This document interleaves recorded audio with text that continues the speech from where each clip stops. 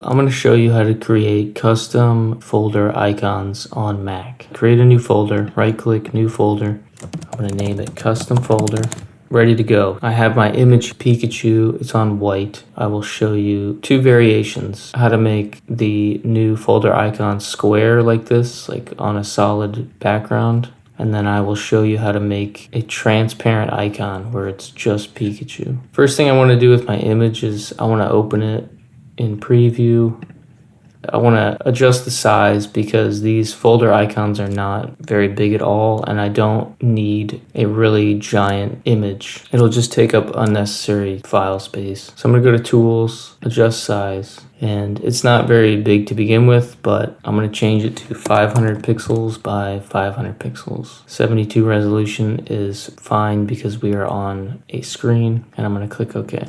Now I'm going to click File Save. Now, if I select my folder and I right click and I go to Get Info, it's going to bring up this info window. You can see the blue folder icon up here in the left corner. This is where we're going to drag and drop our new image. So if I grab the Pikachu and drag it up and drop it on the blue folder, you can see the green plus icon there, and let go.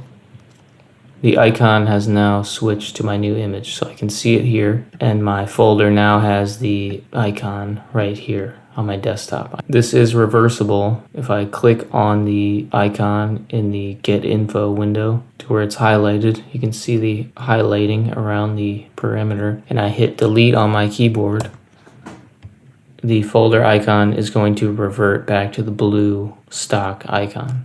If you're really fancy and you want just the cutout of Pikachu on a transparent background as your icon, you can open this in preview. And since Pikachu is on a solid white background and it has a nice and defined boundary, I can go to Tools and go to Remove Background, and it's going to ask me to convert to PNG, which is what I want. So I'm going to hit Yes, Convert, and it's removed the background for me. There are multiple ways of doing this. You can do this in Photoshop, Canva, whatever software you have to remove the background is fine. So I'm going to go to File and Save. So now I have my PNG file here, and I'm going to do the same thing. Right click, Get Info, and I'm going to drag the PNG file onto the folder icon.